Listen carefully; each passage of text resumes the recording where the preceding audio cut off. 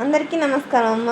ఈరోజు మనం తెలుసుకుంటున్న అంశం ఏంటంటే 8వ తరగతి తెలుగులో 6వ పాఠ్యాంశమైన పయనం అనే పాఠ్యాంశానికి సంబంధించి టోటల్ టెక్స్ట్ బుక్లో ఉన్న విషయాన్ని చూద్దాం.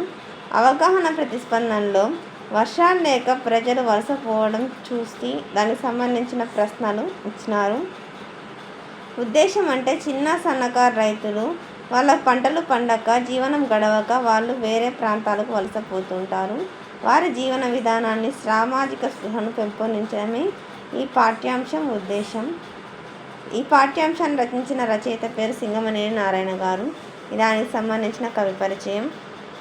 పయనం అనే పాఠ్యాంశం సంబంధించిన టోటల్ లెసన్.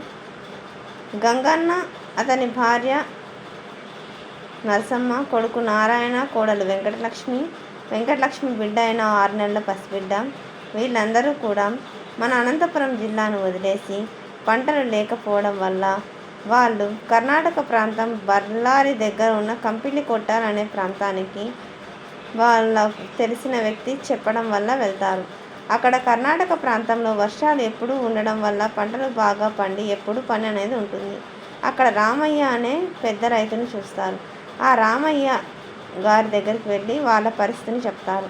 ఆయన వెంటనే వాళ్ళను మా దగ్గర ఉండమని, నీరు రైతే మీ ప్రాంతంలో ఎప్పుడు ఇలాగనే వర్షాలు లేక కరువు వస్తూ ఉంటుంది.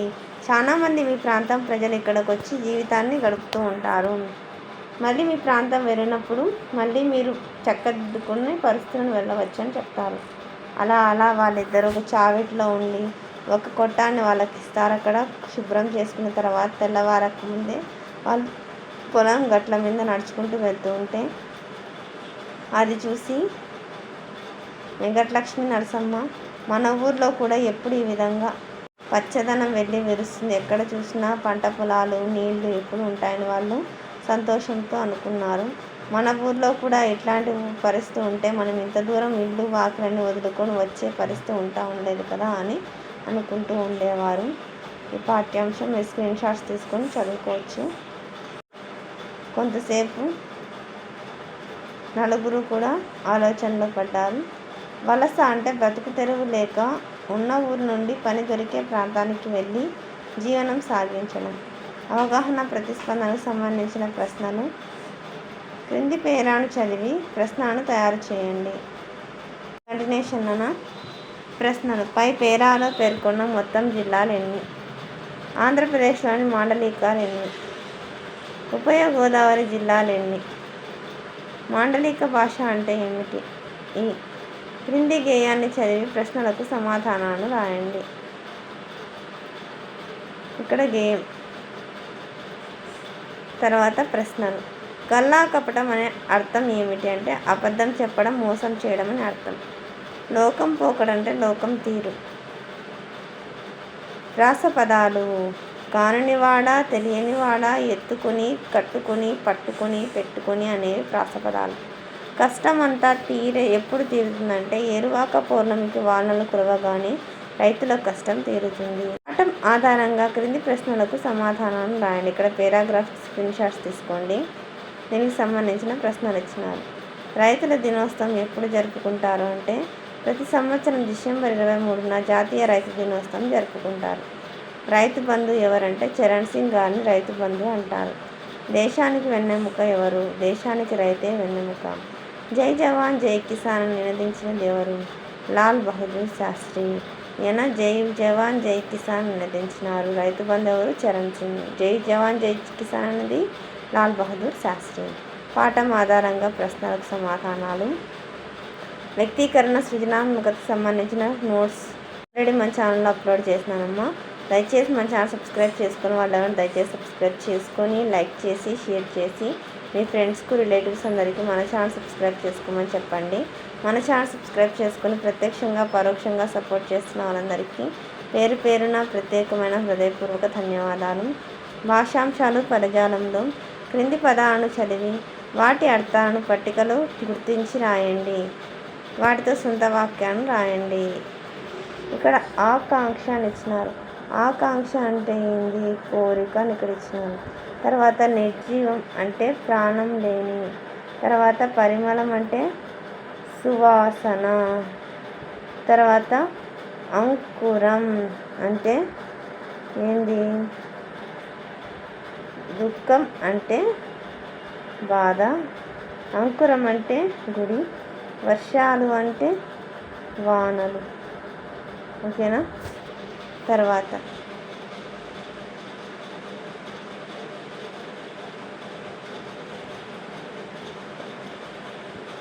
ఒకసారేమో అంకురం అంటే మొలక, అంకురం అంటే మొలకని చూసుకొని ఉంటుంది. తర్వాత నిర్జీవం అంటే ప్రాణం లేని నీరే మన ప్రాణం నిలబెడుతుంది. పరిమళం అంటే సువాసన, పూల సువాసనను గాలి తెస్తుంది. మొలక అంటే అంకురం. వాన పడితే చీరలో మొలకలు వస్తాయి. బాధ అంటే దుఃఖం, ఇతరుల సంతోషం చూసి బాధపడకూడదు. తర్వాత క్రింది వాక్యాన్ని చదివి వాటిని మాటలను మీ ప్రాంతంలో ఎలా మాట్లాడతారో తిరిగి రాయండి. ఇక్కడ ఇంత దూరం నమ్ముకొని వస్తూ ఉండామే, ఇక్కడ పరిస్థితులు ఎట్లా ఉన్నాయో ఏమో. ఇంత దూరం నమ్ముకొని వస్తూ ఉన్నాం, ఇక్కడ పరిస్థితులు ఎలా ఉన్నాయో ఏమో. తర్వాత మీకేం భయం లేదు, పని చేసే పురుసత్తు ఉండల్లా కానీ ఏదో ఒక అదరువు చూపిస్తాడు మా రామప్ప. కొండి రామప్ప గారు ఇంటికాడే ఉంటాడు. మీకేం భయం లేదు, పని చేసే అవకాశం ఉండాలి కానీ ఏదో ఒక ఆధారం చూపిస్తాడు మా రామప్ప. వెళ్ళి వారిని ఖచ్చితంగా ఈ వేళకి ఇంటికి దగ్గరే ఉన్నాడు. ఈ వాక్యాల్లో గీత గీసిన ప్రకృతి పదాలకు వికృతులను రాయండి. ఆకాశం ప్రకృతి, ఆకాశం వికృతి. వానలు ప్రకృతి, వర్షాలు వరుసములు వికృతి. పయనం ప్రకృతి, ప్రయాణం వికృతి. తర్వాత భాషా క్రీడలో ఇలాంటి పదాలు ఇంకా పాఠాల్లో ఉన్నాయి, చదివాను. ఇక్కడంటే కాని అంటే లేని, కాలం సమయం, గుండె అంటే గుండెకాయ, భారం అంటే బరువు, కాని కాలం అంటే అనుకూలం కాని సమయం, గుండె భారం అంటే దిగులు, నోళ్ళు అంటే వక్రములు, ఊపిరి అంటే శ్వాస, నొక్కుకొని అంటే నొక్కుకోవడం, పీల్చుకొను అంటే లోపలికి పీల్చు, నోరు నొక్కుకోవడం అంటే ఆశ్చర్యపడు, ఊపిరి పీల్చుకొను అంటే స్థిమితపడు, అడుగంటి అంటే ముట్టుకు. తర్వాత పోవు అంటే వెళ్ళు, అడుగడ్డి పోవు అంటే కొద్దిగా ఉండటం, అడుగు అంటే పాదము, పెట్టు అంటే ఉంచు, అడుగు పెట్టు అంటే వచ్చు. క్రింది పదాలు రాయలసీమ మాండలికంలో ఉన్నాయి. ఈ ప్రాంతాలు కోస్తాంధ్ర, ఉత్తరాంధ్ర మాండలికాల్లో ఏ రూపాల్లో ఉంటాయో తెలుసుకొని రాయండి. పురుసత్తు అంటే కోస్తాలో వీలు, ఉత్తరాంధ్రలో అవకాశం. పుదముట్టసం అంటే పుదముట్టం పొట్టిగా. మదారు అంటే బెంగ. సంబడం అంటే సంతోషం, సంబరం. తర్వాత గెనాలు అంటే గల్లు, గట్లు. తర్వాత వ్యాకరణాంశాలు. జీవితము ప్లస్ అంతా, ఉత్వసంధి జీవితం అంతా. తర్వాత మొలకెత్తాయి, మొలక ప్లస్ ఎత్తాయి, అత్వసంధి. ఇక్కడ ఎప్పుడే కానీ ప్లస్కి ఇటువైపు ఉండేది మొదటి పదం, ప్లస్కి అటువైపు ఉండేది రెండవ పదం. అర్థమవుతుంది? ఏ అక్షరంతో అంతమవుతుంది దాన్ని చివరి అక్షరం, ఏ దాంతో మొదలు దాని మొదటి అక్షరం. మొదటి పదంలో చివరి అక్షరానికి రెండవ పదంలో మొదటి అక్షరానికి సంధి జరుగుతుంది. అర్థమవుతుందా? ఇక్కడ కా అంటే ఆయన పడుతుంది, ఏమైనా పడుతుంది, ఆయన పడుతుంది. ఆకు ఏ అనే అచ్చుపరమైంది కాబట్టి అత్వసంధి. ఇక్కడ ఏమి ఉందని అంటే ఏమి అంటే మీ మొదటి పదంలో చివరి అక్షరం. రెండవ పదమైన ఉందని అంటే స్టార్టింగ్ ఊ. ఇక్కడ మీ అంటే ఏమైనా పడుతుంది, ఈ వినపడుతుంది. ఈకి ఊ అనే అచ్చుపరమైంది కాబట్టి ఈ అచ్చుపరమైతే ఇత్వసంధి, ఊకి అచ్చుపరమైతే ఉత్వసంధి, ఆకు అచ్చుపరమైతే అత్వసంధి అంటారు. అర్థమవుతుందా? ఇక్కడ రామప్ప గారు ప్లస్ అంటే, రామప్ప గారు మొదటి పదం, అంటే అనేది రెండవ పదం. అర్థమవుతుందా? రు అనేది చివరి అక్షరం, రు అంటే ఊ వినపడుతుంది, ఊకి ఆ అని అచ్చుపరమైంది కాబట్టి ఉత్వసంధి. అర్థమవుతుందా నాన్న? నేను చాలా సులువుగా చెప్తున్నా. తర్వాత ఇక్కడ మనందరికీ అంటే మన అనేది మొదటి పదం, అందరికీ రెండవ పదం. అర్థమవుతుందా? మన అంటే చివరి అక్షరం, నా అంటే ఆయన పడుతుంది, ఆకి ఆ అని అచ్చుపరమైంది కాబట్టి అత్వసంధి. ఆకు అచ్చుపరమైతే అత్వసంధి, ఈకి అచ్చుపరమైతే ఇత్వసంధి, ఊకి అచ్చుపరమైతే ఉత్వసంధి. అర్థమవుతుందా? ఇట్లా. తర్వాత వ్యాకరణ అంశాల్లో ఉన్న సమాస పదాలను గుర్తించి విగ్రహ వాక్యం రాయండి.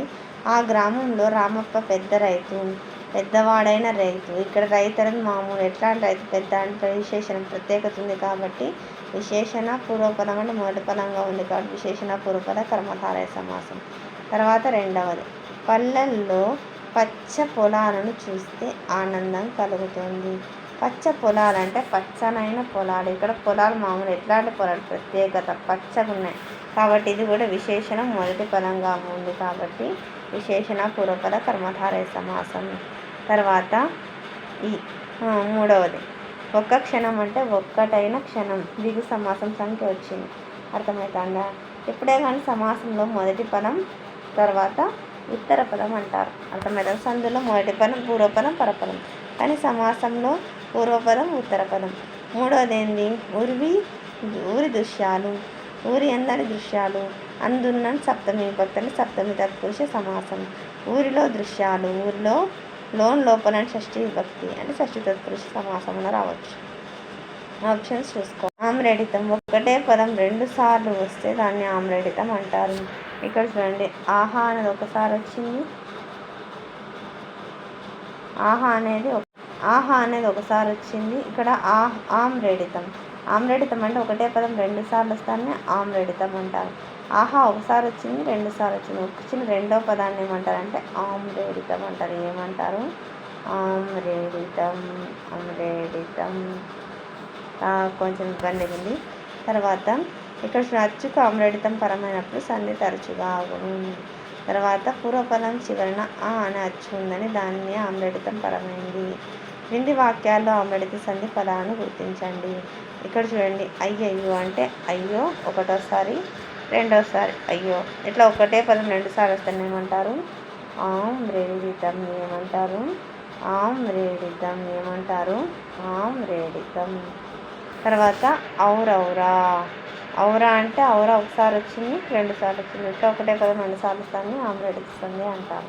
తర్వాత ఓహోహో. ఓహో ఒకటోసారి వచ్చింది, రెండోసారి వచ్చింది. ఒకటే పదం 2 సార్లు వస్తే ఏంటది? ఆమ్రేడితము. తర్వాత క్రింది వాక్యాలను పరిశీలించి నేర్చుకుందాం. అనుమదార్థక వాక్యాలు అంటే అనుమతినిచ్చేటివి. ఆశీర్వాదార్థకం అంటే ఆశీర్వదించే వాక్యాలు. ప్రశ్నార్థక వాక్యం అంటే ప్రశ్నతో కూడుకున్న వాక్యాలు. ఆశ్చర్యార్థక వాక్యాలు అంటే ఆశ్చర్యాన్ని వ్యక్తం చేస్తూ చేసే వాక్యాన్ని ఆశ్చర్యార్థక వాక్యం అంటారు. నిషేధార్థక వాక్యం అంటే చేసే పనిని నిషేధిస్తూ చెప్పే వాక్యాన్ని నిషేధార్థక వాక్యం అంటారు. క్రింది వాక్యాలను చదవండి, అవి ఎటువంటి వాక్యాలు గుర్తించి రాయండి. ఆహా ఎంత బాగుందో, ఇది ఆశ్చర్యార్థకం. గిరి ఎక్కడున్నావు? ప్రశ్నార్థక వాక్యం. మీరు ఉత్తీర్ణుల కూతురు కదా, ఇది ఆశీర్వాదార్థక వాక్యం. మీరు పుస్తకం తీసుకోవచ్చు, అనుమదార్థక వాక్యం. సిగ్గుపడుతూ నా ముందు నిలబడొద్దు, నిషేధార్థక వాక్యం. సమాపక్రియలు. త్వార్థకం అంటే భూతకాలిక సమాపక్రియను త్వార్థకం అంటారు. శత్రార్థకం అంటే వర్తమాన కాల అసమానక క్రియను శత్రార్థకం అంటారు. ఛేదార్థకం అంటే భవిష్యత్ కాల అసమర్థక క్రియను ఛేదార్థకం అంటారు. తర్వాత ప్రాజెక్టు పని. అందరికీ ధన్యవాదాలమ్మా. ఇంకా మన ఛానల్ సబ్స్క్రైబ్ చేసుకుని వాళ్ళు ఎవరైనా ఉంటే సబ్స్క్రైబ్ చేసుకొని లైక్ చేసి షేర్ చేసి మీ ఫ్రెండ్స్కి రిలేటివ్స్ అందరికీ మన ఛానల్ సబ్స్క్రైబ్ చేసుకోమని చెప్పండి. మన ఛానల్ సబ్స్క్రైబ్ చేసుకొని ప్రత్యక్షంగా పరోక్షంగా సపోర్ట్ చేసిన వాళ్ళందరికీ పేరున ప్రత్యేకమైన హృదయపూర్వక ధన్యవాదాలు. ప్రేమ, ఆదరాభిమానాలు, ఆప్యాయత, అనురాగాలు నా మీద మన ఈ ఛానల్ మీద ఎప్పటికీలాగానే ఉండాలని మనస్ఫూర్తిగా కోరుకుంటున్నాను. అందరికీ ధన్యవాదాలు. దయచేసి వీడియోని సబ్స్క్రైబ్ చేసుకున్న వాళ్ళని మన ఛానల్ సబ్స్క్రైబ్ చేసుకొని లైక్ చేసి షేర్ చేసి మీ ఫ్రెండ్స్కి రిలేటివ్స్ అందరికీ మన ఛానల్ సబ్స్క్రైబ్ చేసుకోమని చెప్పండి. అందరికీ ధన్యవాదాలు. దయచేసి వీడియోని మాత్రం స్కిప్ చేయొద్దు.